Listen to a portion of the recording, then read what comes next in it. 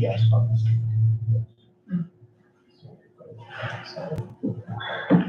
This is Chairman Copeland of the Public Property and Safety Committee. We're going to delay start of the meeting about 15 minutes until we have one more member to have a quorum.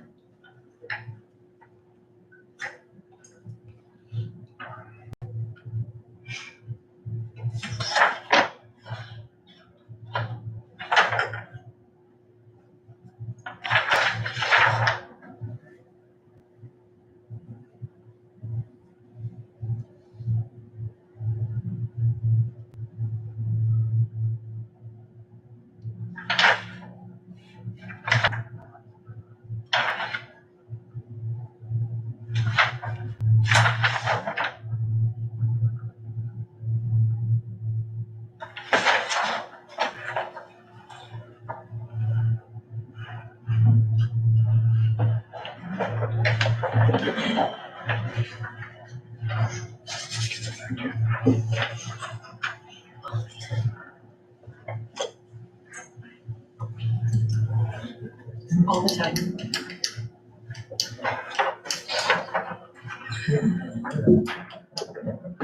Lynn laughs at me in meetings all the time.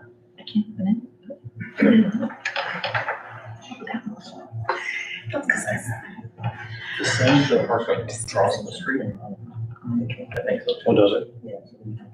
Nice. You want to know that. I appreciate that.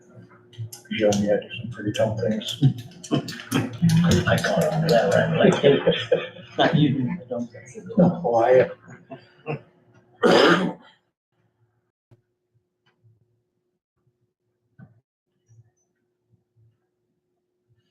All the cops went to them body cams and stuff. I mean, some of those were pretty entertaining when they first came out. I miss that. I'll be talking away, you know. Most cool Alaska. But yeah, The other guy. Just not, how you doing? good, how are you, sir? Good. Yeah, yeah. Sure. Still waiting for Mr. Newton. They might be now. Now. And the reason I picked on police is when oh, really? He's actually from stay up there. Just like to know. Yeah. And then. Has anyone heard from Mr. Newton? Yeah, Nothing. after that, it gets pretty late. We're operating right now under the assumption of his pattern Just yet. of tardiness. So anytime between now and 6:45. Chairman Copeland made a announcement when we started the live stream that we were being delayed for 15 minutes waiting on quorum. So the public is aware Perfect. if anyone's on. What's your name? What? Yeah. This recommended. And what position are you? I'm the home. Okay. Okay, Ask me something. thanks. Not sure what it was. I'm sure it wasn't important. Or maybe it was. Who knows? I remember it about 2 a.m. Ready to call. Pardon? Not me. Don't be afraid to call. Don't be afraid to call Georgia, Yeah. but not you. With me, it's not that.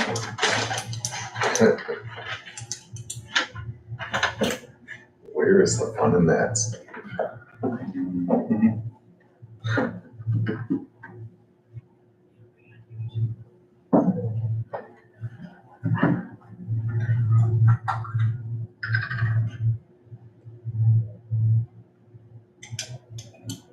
I asked Mr. Brandt to get a hold of Sam. I believe Brian's gonna be gone the entire month of February. So Sam will need to operate public works. I don't know if he's done that yet or not.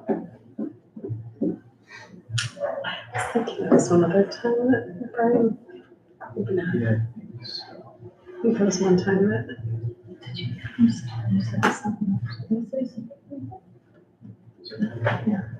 I told him it's Tuesday.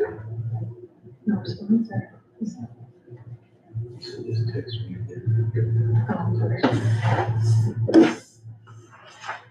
It's still at 6:30 tonight. We need to vote on a couple minutes. Buying a cheap car or something. Yeah, voicemail, she was voicemail. I Yeah, can they're all respond to roughly you, pretty just close to each text other and price get back. wise. And he Do a lot told of me business for Eastland I didn't Motorsports. get it until With the bank. That's good. I had to meet with the new ones today, and I got punched in the face today with both my glasses. Oh, I think it's- Shocking. Get me free. Do they cover Been it? a day. Yeah, they've been in business a long time. Whew. I've not. So by the time I got the message, it was like, wait, usually. I've never purchased it myself. You I got friends that Yeah, have. so I was operating under the assumption that it was not an issue, but.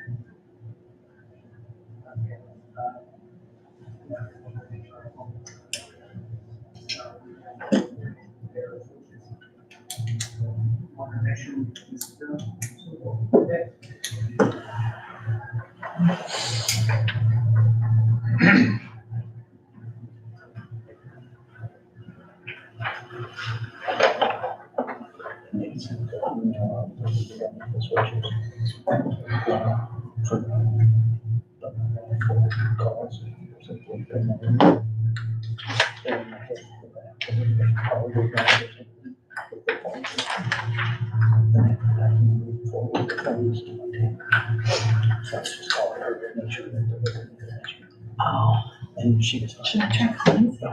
Sure. What's good? There's no human questions.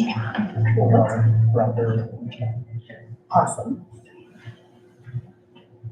Kind of make me nervous, Dan, but it's- the point is, I'm accountant to it later. I'd rather see it come in a little bit. Yeah. I'll be here, cancel dinner. Thanks, buddy. Just makes you feel better. Yeah. Just ahead of time, say, oh,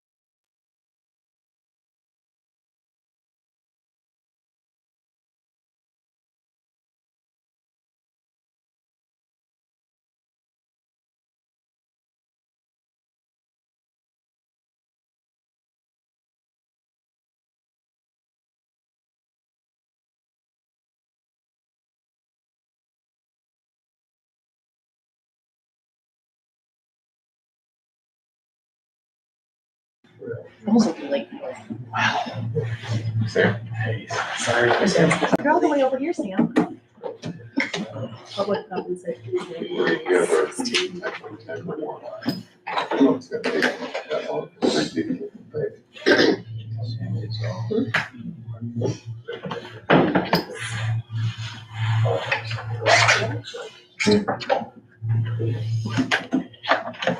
All good, Sam? It is 6:42. I call to order the Committee of the Public Property and Safety and to roll call. Mr. Newton's here. Casey Anthony present. And I'm present, so we have three, Ms. Hayes and Ms. Daniger are absent. So we have a quorum. 3.0, approval of the agenda. So moved. Second. All those in favor, or any discussion on the agenda? All those in favor? Aye. Aye. We have 4.0, review and approval of meeting minutes from the December 12th and 20th, 2023 meetings. So moved. Second. Any discussion on the minutes? All those in favor?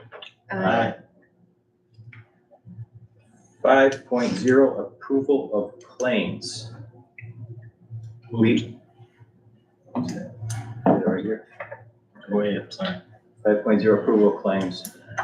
On the public property side, we have cash claims of $48,622.46, manuals of $50, and a total of $48,672.46. On the public safety side, we have cash requirements of $86,205.54, manuals of $19,475.39, and a total of $105,680.93. Entertain a motion to approve. So moved. Second. Any discussion on the claims? All those in favor? Aye. All right. 6.0, public comment. Do we have any public comment in the room? Anybody wish to make a comment? All right, no public comment. We will go to 7.0, reports to the committee. We're going to start with Emergency Management Agency. Mr. Townsend. Okay, good evening, everybody. Aside from this cold blast we've been privy to the last week to 10 days, our office has been relatively quiet through the holidays. We attended the county call meeting back in January 4th. Most of that meeting discussed asylum seeker updates for the city of Chicago and winter storm preparedness, which obviously came in rather handy. We also spent an appreciable amount of time getting our UTV quotes. We'll talk about that more in, I believe, new business. We received review from the IEMA, Office of Homeland Security, proposed amendments to the administrative code for the state of Illinois. Some of these amendments are pretty standard, they're pretty straightforward. Basically, the biggest one that affects us is it approves our emergency operations plan for the county from renewing it and getting it started every 2 years to 3 years. So that is a little bit of a relief for our office. Doing it every 2 years, I felt coming into this job was a little overkill. But I think COVID taught them that there are other things that we need to do besides that. And lastly, Winnebago County is planning a full-scale exercise in Cherry Valley. I've been helping EMA officer putting that together. October 24th, October in 2024. Nice thing about Director Gorzine will be involved with that rather extensively, so we'll be able to utilize that for our Illinois State Emergency Managers certification. So that'll be nice to get that done. Other than that, that's all I have. Anybody have any questions? I have one. What's that entail, the Rockford Winnebago drill? The drill? Yes. Yeah, it's a full-scale exercise. It's planned for Cherry Valley. I believe it's going to be a mass shooting in Cherry Valley Mall. Thanks. Cherry Valley. Thanks. Any other discussion, questions, Mr. Jones? Thank you. Mr. Welch, coroner report. Well, good evening. I'll give you some numbers here. Actually, December, we finished the month, we had a total of 47 deaths. Of those, 44 were natural causes, and I have 3 of those pending yet. As far as autopsy reports coming back. We did 6 autopsies in December, and one of those was from 23 as far as the date of death, but we did do 6 in the month of December, or from November, one of them was, and the others were in December. Our total number of deaths for 23 were 560. And I actually gave you a chart of that I keep track of for number of deaths for the year. We did 61 total autopsies. We had 15 overdose deaths. We had 9 vehicle crash deaths and 8 vehicle crashes. So one of them was a double fatal. And we had 5 suicides and we had 1 homicide. 5 suicides? Yes.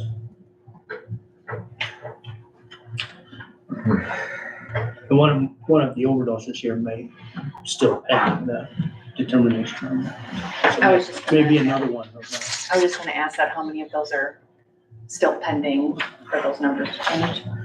Really, it's possible I have an additional overdose and it's possible I have additional suicide there. But I believe the ones I was sure of, I added in already. So. Thank you. This I have a question.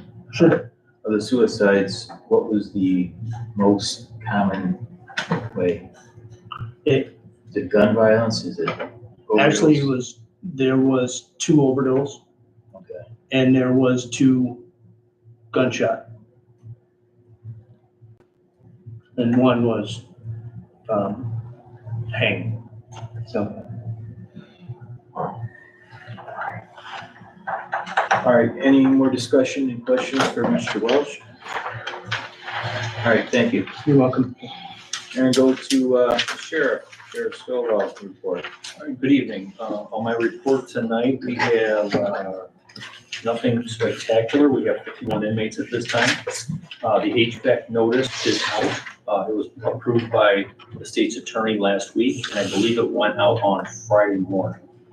So that will be the 14-day notice, and then there'll be additional 21 days for the bids to come in as per statute. Again, the Social Services Administrator is continuing to acquire additional clients and follow-ups with the current clients.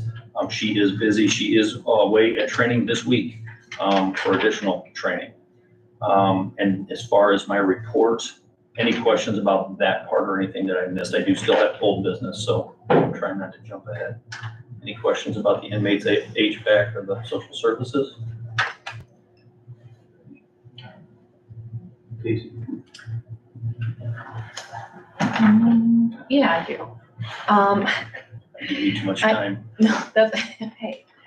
In the last 708 Mental Health Board meeting, we talked about, I asked about coordination between the social service coordinators, not just county, but I know there's one in the city as well. Mhm. And how much specifically Rosecrans is utilized. And they're referencing not getting many referrals For for opioid use? substance, yeah. Yes, for we substance. haven't really had that right now. We have not had that in the jail. I mean, that's where I would be coming from. I don't know how the city's handling it. Remember, the county social services is county, and she's working as Right, the jail mental health person also. So the opioids, I don't want to jinx ourselves here, but that's been down. It's the mental health that's through the roof right now for us, and sexual assaults. right, okay. Thank you.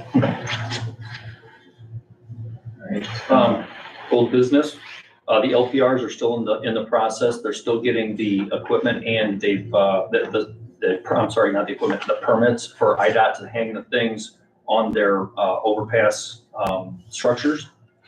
And then for the crime suppression unit, now we're only 16 days into the new year, but we have went out with a skeleton crew on New Year's Eve. We went out and conducted 11 stops.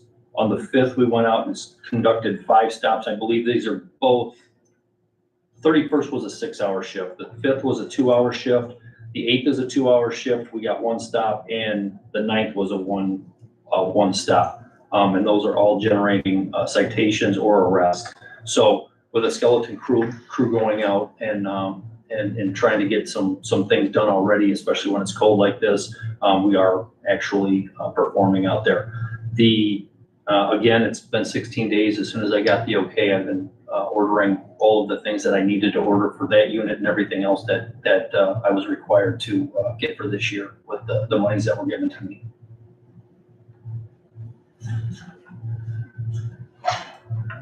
Question, when do you think it'll be up to full staff so we can implement that fully?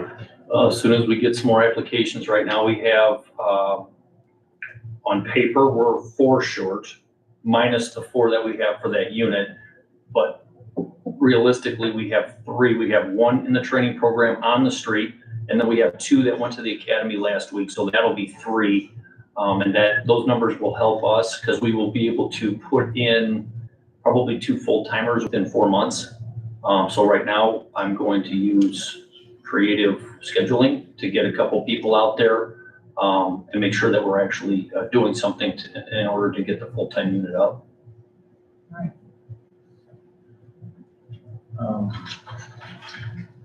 Any questions for that topic with the sheriff? All right, thank you. Can move on to 9.0 new business. 9.1 discussion and approval of ordinance on migrant arrivals.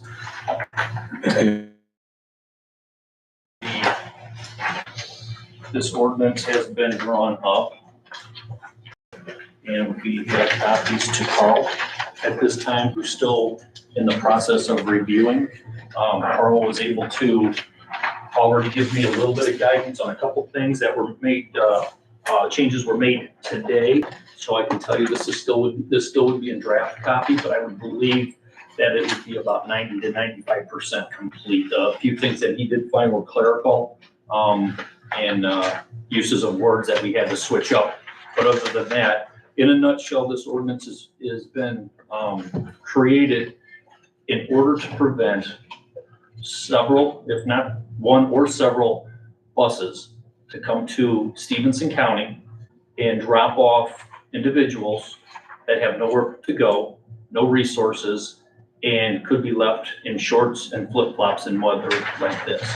This ordinance is simply something that's going to give us a heads up within 5 days or 5 days prior to a bus coming and allowing myself and other stakeholders of resources to get together and find out what we can actually do to help someone that would be dropped off in the county. Now, when I say the county, this ordinance would not cover Freeport and it would not cover Lena as they are incorporated. So they would have to have their own ordinances in order to request information about a bus stopping in those 2 locations. So when you read this over, this is for unincorporated and the smaller townships in the county.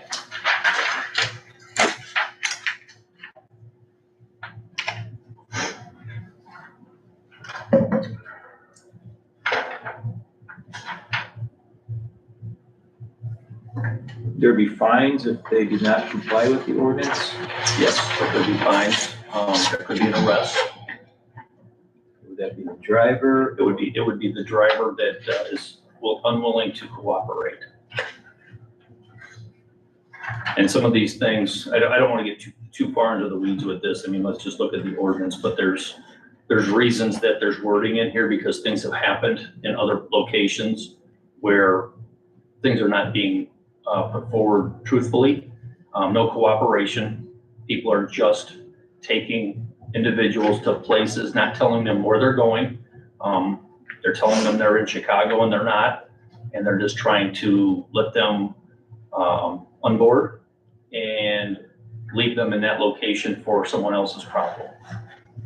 So we need to make sure that we're ahead of this. We would not be able to control a vast number of people coming into our community and being able to keep them safe, keep our citizens safe, and making sure that their health and well-being is safe.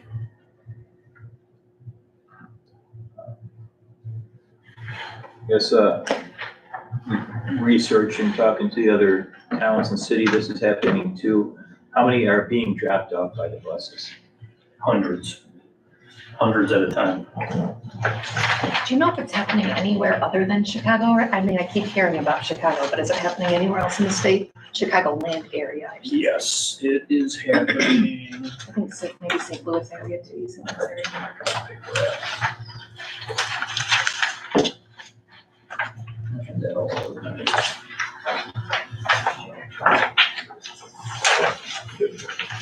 I have a whole list here. Just a second, I just gotta find where I rate it.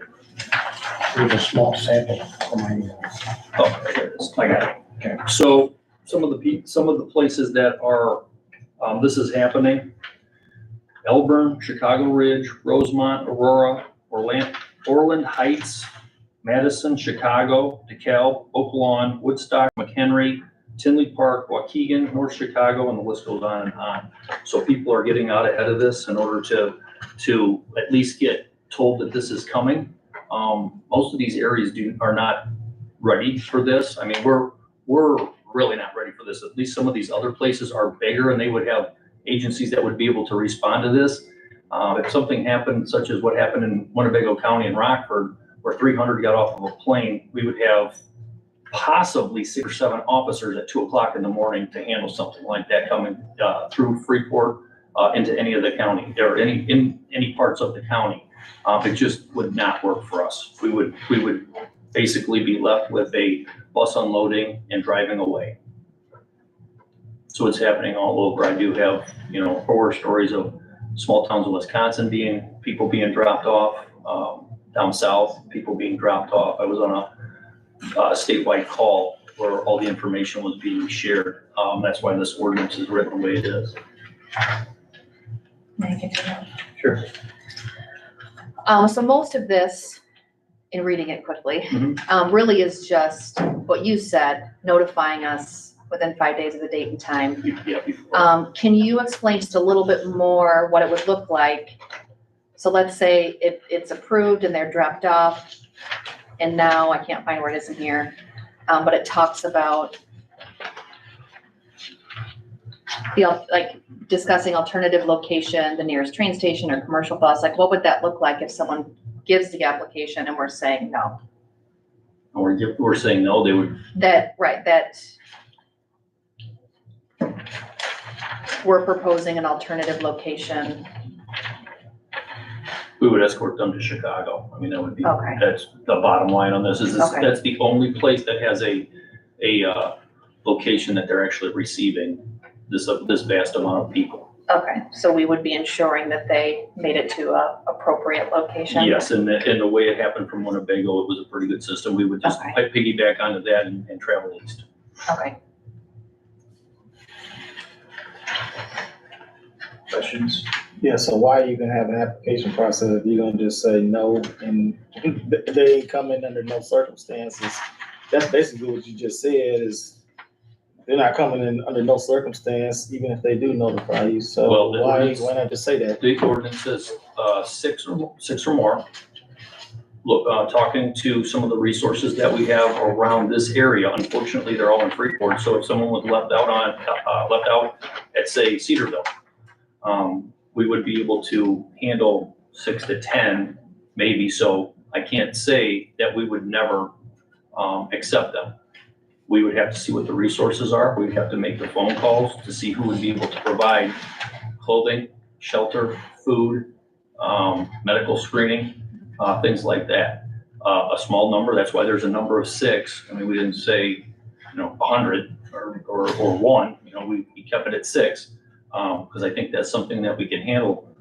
Just going over with some of the numbers that we have, the nearest shelter and the only one that's open and I got this information today is FACC, they hold 25. They're at max capacity today.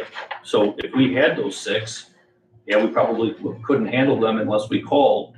And the FACC said, yeah, we have 12 beds open. We would be able to handle that. ER beds, 15. So there's another very low number. We don't have the capability at any time to handle 100 people or even 25 people at that rate.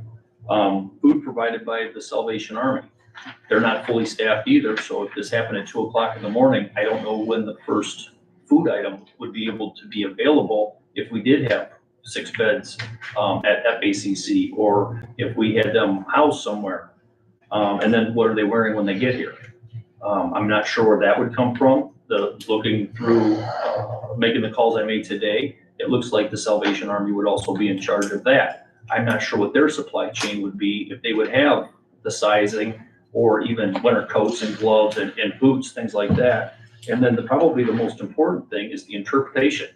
The languages that we're getting that some of these people have might be a different dialect. So a typical Spanish-speaking person may not have the same dialect as someone that comes from a southern tip of Mexico. We've run into that problem at the jail where our interpreter that we hired on the language line was unable to understand what the person was saying either.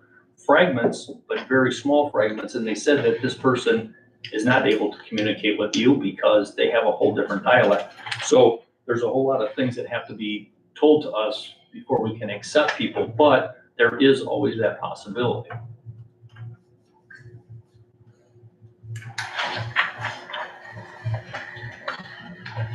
Any more discussion, questions for the chair? Mr. Chairman, so the city of Freeport is considering a similar ordinance tonight. The difference is for their application, they're charging $1,000 per application.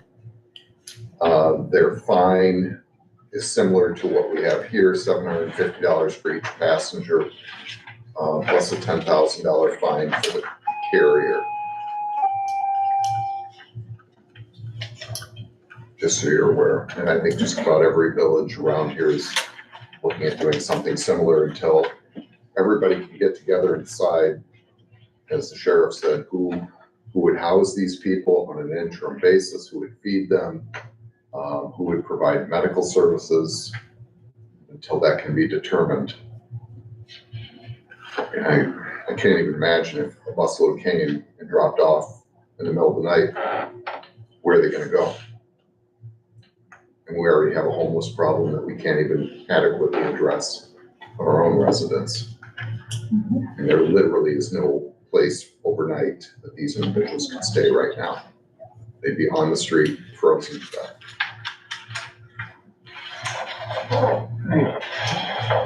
Any more discussion?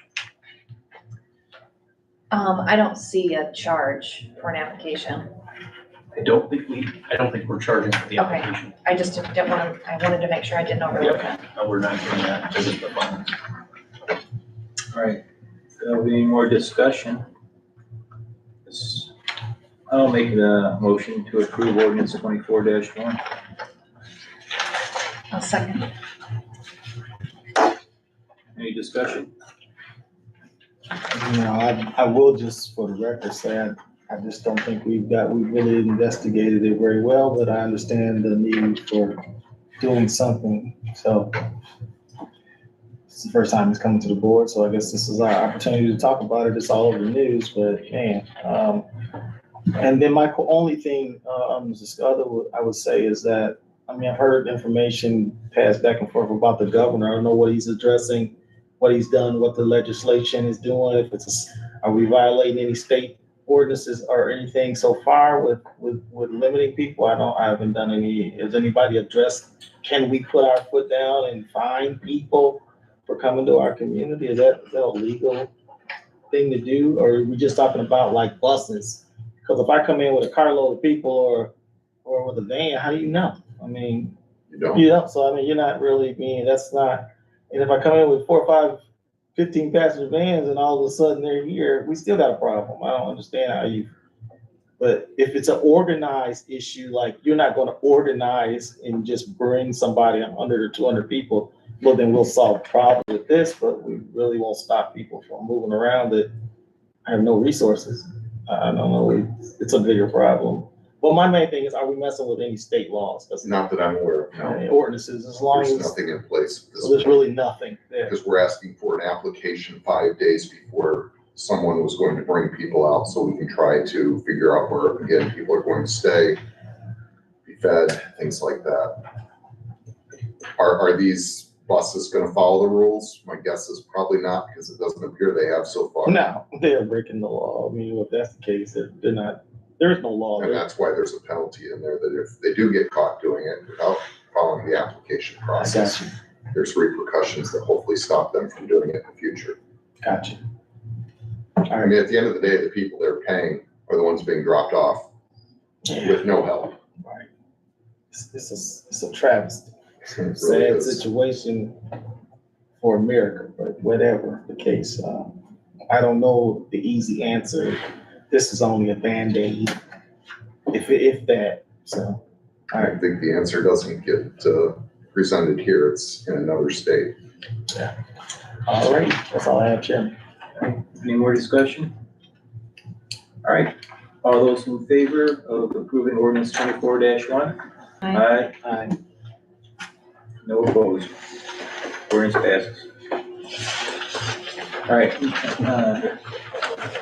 9.2 and 9.3, the RFPs for the courthouse rooftop and elevator replacement to Sheriff Stola.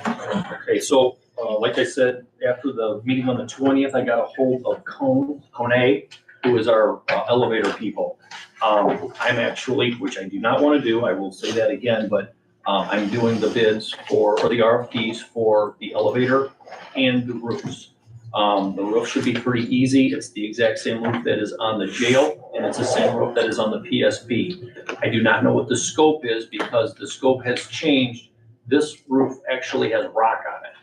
I don't know what the difference is, but the other two did not. So I'm waiting to have an idea of what actually needs to be done before the scope can be done on that. So the notice to bidders and the RFP packet is ready. I just don't have the scope of work yet. So I'm hoping that we can discuss this now if anybody has any questions about it, and this will be ready to vote on to move to the board in February. RFPs just get approved committee-wise, right? So it wouldn't have to go to the full board. Okay, however that goes. I don't want to miss anything, I have to redo it again. And then the same goes for the, the roof is being helped with by a roofing company that can tell me what needs to be done. I don't know when it comes to flashing and if they can reuse gutter something or others or whatever that is. So that's why that is. Konya came in and they did an inspection of the elevators. We are teetering on not being compliant with the elevator, which I brought up before. They want me to buy like a $10,000 phone to put in there. We're not doing that. But with the new elevator system, that will come with everything. So I will already be in compliance with that. Just waiting for the scope of work for them, and then I can put the RFP out. Same thing will go for that. I would like to have it done, have you get over, as soon as I get it, I'll send it out to you so you can look it over for the vote on the February meeting. Any questions? Question, is this coming out of ARPA or capital? This was ARPA.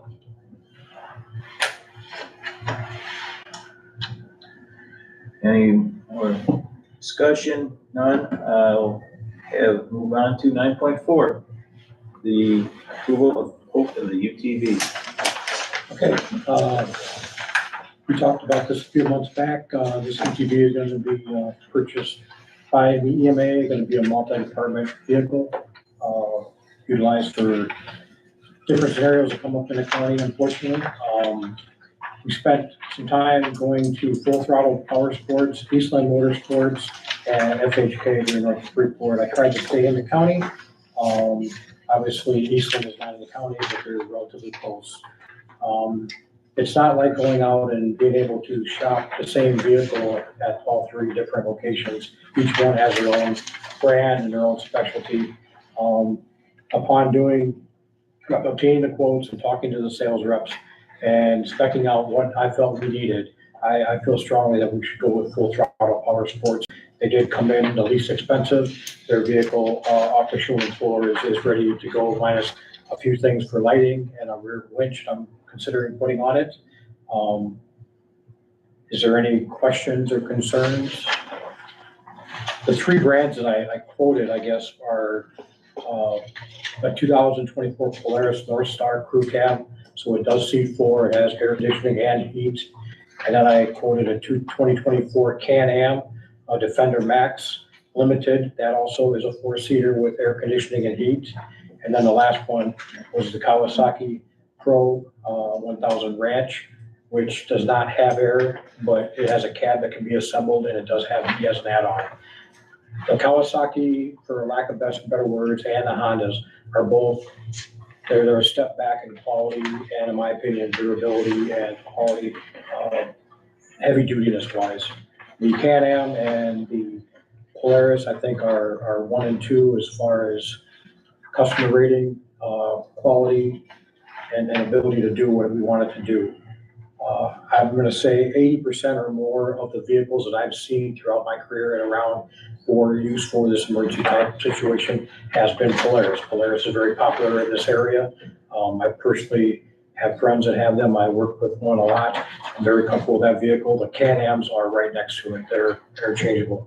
But if you put three of them side by side, I feel very comfortable. You could be able to tell the two quality versus the one that's a little less.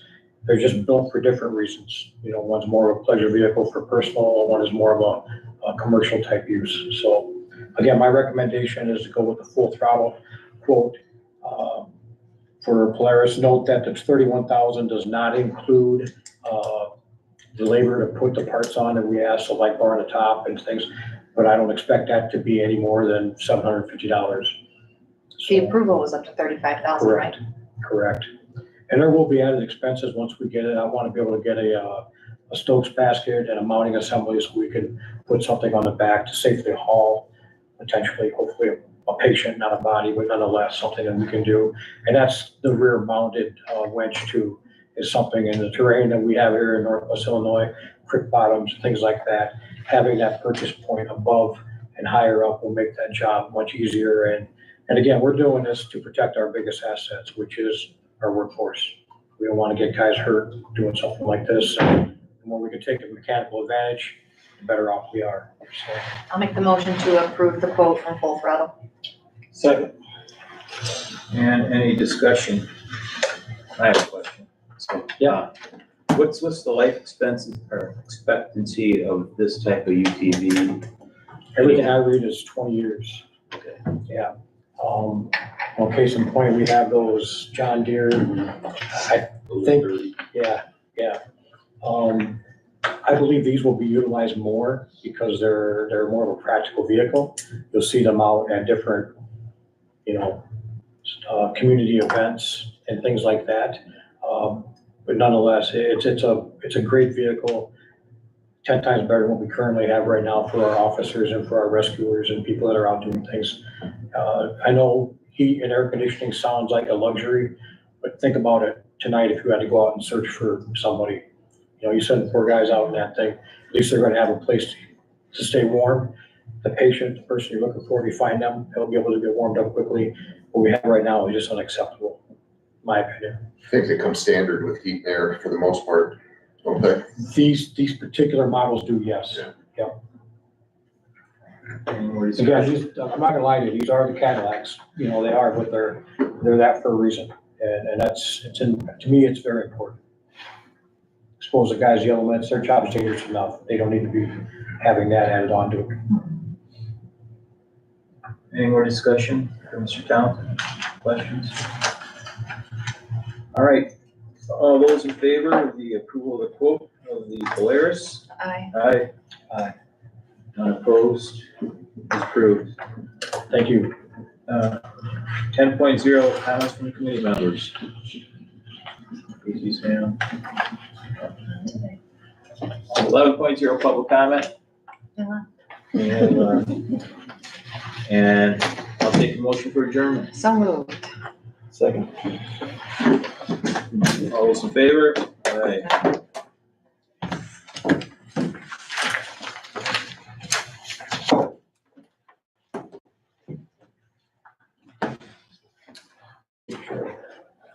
got some